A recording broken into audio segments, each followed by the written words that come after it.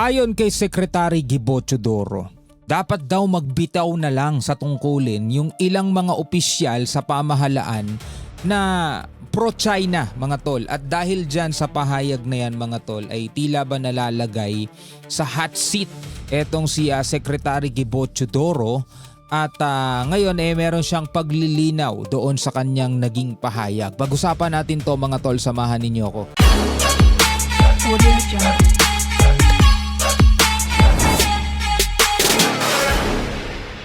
Welcome ulit sa ating bagong video, reaction, review, commentary, opinion, criticism at kung ano-ano pa. Bago natin to simulan mga tol, huwag niyong kalimutan mag-subscribe dito po sa ating YouTube channel kung bago ka pa lamang dito. At trip mo yung mga ganitong klaseng reaction and commentary sa mga maiinit na balita ngayon sa loob at labas ng ating bansa. At syempre huwag mo rin kalimutan i-click ang notification bell para ma-notify ka pag may mga bago tayong reaction video tulad nito. Alright, sa balita mula rito sa UNTV News and Rescue, nilinaw ni Secretary Gibo ang kanyang mga naging pahayag nitong nakaraan mga tol tungkol sa pagbibitiw ng mga opisyal na pumapanig sa China dito sa West Philippine Sea. Ngayon, kung ikaw ang tatanungin, sa tingin mo ba tama yung naging pahayag ni Secretary Gibo na yung mga opisyal na inihalal ng taong bayan ng mga Pilipino para paglingkuran ng mga Pilipino pero nagiging panig naman sa China kaugnay dito sa usapin sa West Philippine Sea, dapat magbitaw na lang mga tol. Ngayon dito natin malalaman kung sino yung mga tatamaan mga tol, kasi doon sa naging pahayag ni Secretary Gibo wala naman siyang binanggit na pangalan no? Wala naman siyang binanggit na individual. Pero tignan natin mga tol kung sino yung mga magre-react. No? Sa ngayon, at the meantime, wala pa ako napapanood pero pwede kayong mag-comment kung sakasakaling may napanood na kayo na mag-react. Yan din ang aabangan natin. No? So panoorin natin tong balita mula rito sa UNTV News. Ipinaliwanag ni Defense Secretary Gilberto Teodoro Jr. na ang kanyang naging pahayag sa kapihan sa Manila Bay noong July 29 ay nakabatay sa umiiral na batas at sa tungkulin ng bawat lingkod bayan na sundin ito. Nakabatay sa umiiral na batas para sa mga lingkod bayan mga tol. Kasi nga naman syempre tumakbo ka bilang halal, 'di ba, dito sa Pilipinas, dapat for the interest ng mga Pilipino ang dapat nananaig, hindi yung interest ng ibang bansa. Kasi dito sa West Philippine Sea mga tol, alam naman natin na may interest dito ang Pilipinas kasi nga nasa 200 nautical miles exclusive economic zone natin yan . Dapat pinapakinabangan natin yung mga likas yaman, mga isda, mga langis, di ba? At the same time mga tol, merong interest din dyan ng China.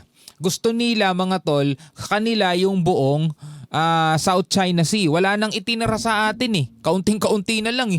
Wala na. Sinakop na nila yung kabuuan ng West Philippine Sea. So interest nila yon. Ngayon, kung ikaw ay isang lingkod bayan at mas pinahahalagahan mo yung interest ng China kaysa sa interest ng mamamayang Pilipino, ano nga naman ba ang dapat gawin? No? Yun ba ay naayon pa rin sa batas? Mga tol, tuloy natin to. Kasunod ito ng tanong hinggil sa reaksyon niya sa ilang halal na opisyal na umano'y tila pumapanig sa China sa gitna ng mga insidente ng panghaharas sa West Philippine Sea. Wala tayong papangalanan dyan mga tol kasi syempre hindi maganda yon, no? Wala tayong papangalanan dyan. Ayaw nating pumasok sa usaping politika. Pero talagang masasangkot lang dahil nga ang pinag-uusapan natin dito mga tol is pagpapatakbo ng bansa at kung paano tayo makikipag-usap sa ating kapitbahay na bansa. Syempre, ang mga nakikipag-usap dyan mga tol ay hindi naman mga ordinaryong tao kundi yung mga mismong kinatawan, mga halal. No? Sila dapat mga tol ang umaayos niyan para sa kapakanan nating mga mamamayan. Sa naturang press conference, sinabi ni Secretary Teodoro na ang Administrative Order No. 29 Series of 2012 ay nagtatakda sa paggamit ng pangalang West Philippine Sea ay ipinalabas alinsunod sa umiiral na batas at bahagi ng batas ng bansa. Naisa batas na yun 2012. Ayon sa kalihim, ang lahat ng opisyal ng pamahalaan ay nanumpang ipagtanggol ang konstitusyon, mga batas at mga legal na kautusan ng gobyerno. Sino magtatanggol niyan? Mga ordinaryong Pilipino. Siyempre dapat ang pangunahing magtatanggol niyan yung mga nasa kapangyarihan. Ngayon mga tol, etong mga sundalo, etong mga Coast Guard, 'Di ba? Wala rin naman silang kapangyarihan para manguna. Kasi meron yang tinatawag na chain of command, no? Depende yan mga tol kung sino yung mahahalal na presidente. Yon, at depende yan mga tol kung sino yung maa-appoint na DND secretary, kung sino yung maa-appoint mga tol diyan sa mga nasa high ranking officials mga tol no. Ngayon etong mga Coast Guard natin, etong Navy, AFP, yan ay laging sumusunod lamang sa utos. Hindi sila pwedeng manguna diyan. Siyempre, bago sila kumilos, kailangan meron niyang basbas ng kanilang mga boss, ng kanilang mga sinusundan o yung tinatawag na chain of command. Siyempre, dapat yung mga nasa katungkulan na halal, unang-una halal, siyempre, tapos sila yung mag-a-appoint. Dapat yan mga tol, interest ng mamamayang Pilipino ang kanilang isinusulong, hindi interest ng ibang bansa. Nagigets ba ninyo mga tol? Kaya dapat talaga ang magiging natin, ang magiging namumuno sa atin is pinapahalagahan yung interes ng ating bansa, yung interes ng mga mamamayang Pilipino. Aniya, kung hindi kayang sundin ang mga ito, maaaring questionin ang legalidad ng naturang patakaran sa Korte Suprema o kaya'y magbitiw sa pwesto. Ang West Philippine Sea ay parte ng batas natin. Gawa ng meron tayong Baselines Act at saka ito ay administrative order ng ating Pangulo nung panahon na yun. Administrative order. On what?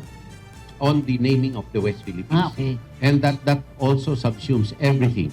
Our position on the arbitral award, our position on everything. Kung ikaw ay nanunungkulan sa gobyerno, you are sworn to uphold ang ating saligang batas, mga batas at pangareglamento at administrative issuances. Kung hindi nila matupad ito, either magbitaw na lang sila or questionin nila na illegal ito sa Korte Suprema. Meron kayang mga tatamaan. Sana naman walang mga pro-China mga tol. Sana naman walang mga pro-China. Pero mga tol, alam na natin ang realidad Hintayin na lang natin kung merong magre-react dito. Para magkaalaman at makita ng taong bayan ang tunay na pakay nila. Kung talagang tingin nila illegal or ito ay convenienteng dahilan lamang. Sa isang official statement, nilinaw ng kalihim na ang kanyang pahayag tungkol sa pagbibitiw ng isang opisyal ay hindi dapat ibatay lamang sa paniniwala, kundi sa paglabag sa batas o regulasyon. Ang masakit nun kasi mga tol, kumbaga parang betrayal o public trust yun di ba? Inihalal ka ng taong bayan, ibinoto ka ng mga Pilipino sa paniniwalang ipagtatanggol mo. Kasi yan din naman yung nasa natin, di ba? Pambansang awit natin, lupang hinirang, di ba? Di ba? Doon sa kanta, Saman lulupig di ka pasisiil. Pinakadulo nga aming ligaya na pag may mang-aapi ang mamatay ng dahil sa'yo. Di ba yan yung pambansang awit natin? Lupang hinirang, payang magiliw perlas ng silanganan. Bakit pag ganyan mga tol, merong gustong umangkin ng ating mga nasasakupan? Bakit ganyan pag merong gustong kumuha? Inaapi tayo, wina-water cannon tayo na hindi man lang natin maipagtanggol. Bagkos, ang pinapalabas pang may kasalanan yung mga Coast Guard, pinapalabas pang may kasalanan yung AFP. Nakakalungkot man isipin pero sa comment section mga tol, makikita mo rin pati yung mga followers, pati yung mga taga-suporta ng ibang mga politiko. Syempre, hindi naman tayo magbibitaw na ng pangalan para hindi tayo magdulot ng mga ano-ano, di ba? Pero kayo naman nakikita nyo na di ba? Nakikita nyo naman mga tol Again, wala tayong mga pinapanigang mga politiko na ganyan. Pero sana naman mga tol, yung mga politiko natin na ganyan na pinagkalooban ng tiwala ng ating mga mamamayan, ng ating taong bayan, sana naman mga tol, wag nilang sayangin yung mga bagay na ganyan. Ipagtanggol nila yung interes. Kasi wala namang halimbawa wala naman tayong kapangyarihan dyan Wala tayong kakayanang utusan, yung Navy, utusan yung Coast Guard natin na dapat ganito gawin, dapat ganyan gawin. Wala tayong alam dyan sa mga ganyan, wala tayong kakayanan. Di ba? Kaya nga tayo bumoto Dahil sila ang gagawa nun para sa atin Ayon kay Secretary Teodoro, ang pagbibitiw ay nagiging opsyon lamang kung ang isang opisyal ay hindi kayang gampanan ng sinumpaang tungkulin na itaguyod at sundin ang umiiral na batas. Kaso pagbibitiw mga tol, naku, malabo pa sa sabaw ng ano yan, adobong pusit yan. Mga kapit toko sa kapangyarihan yung mga yon mga tol, di ba? Lahat naman kahit nga yung pro-Filipino, hindi sila pro-China, kapit toko pa rin niya sa kapangyarihan Diba? Hindi lang mga pro-China mga tol, pati yung mga mga tumutulig sa China mga tol, yung iba diyan mga kapit toko din sa kapangyarihan.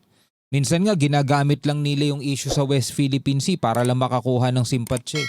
Yun ang katotohanan Binigyang diin rin nito na mas mahalaga ang usaping ito ngayon dahil naghain na ang Pilipinas sa pamamagitan ng Department of Foreign Affairs ng aplikasyon sa United Nations para sa Extended Continental Shelves na sumasaklaw sa katubigang nakapalibot sa Bajo de Masinloc na bahagi ng West Philippine Sea. Actually, dapat wala nga tayong problema na sa ganyan kasi naipanalo na natin yung 2016 10 years ago mga tol, na ipanalo na natin yan Supposedly wala na talaga tayo dapat problema dyan, kaso merong isang bansa na ayaw igalang irespeto yung batas. Ayon sa kalihim, kung may mga opisyal na hindi sumusuporta sa posisyon ng Pilipinas, dapat nilang ipahayag ito ng malinaw at panagutan ang magiging pagtingin sa kasaysayan sa kanilang paninindigan. Tinuligsa rin ni Secretary Teodoro ang pagkalat ng fake news at mga headline na anyay nagbaluktot sa kanyang pahayag. Hinimok niya ang publiko na basahin at unawain ang kabuuan ng kanyang naging paglilinaw sa halip na umasa lamang sa mga pamagat ng balita. Muling iginiit ni Defense Secretary Teodoro na ang bawat lingkod bayan ay may pananagutang itaguyod ang batas at ang pambansang interes. Ryan. Ngayon trap yan mga tol. Yung pahayag na yan ni Secretary Gibo, trap yan. Dito natin masusubukan sino yung mga nagtatago sa katagang pro-Filipino pero mga pro-China pala. Paano ko nasabi? Dito mga tol, may mga binanggit si Secretary Gibo, yung mga official dyan na pro-China, magbitaw na lang. Tingnan natin mga tol kung sino ang unang kung sino ang unang magre-react, kung sino yung unang kakahol. Sila yung kumbaga bato-bato sa langit ang tamaan sa pool. Parang ganon mga tol, no? Anyway, bilang mga Pilipino, ano ang inyong masasabi tungkol dyan? Comment na lamang kayo sa ibaba. Hanggang sa muli. Peace out.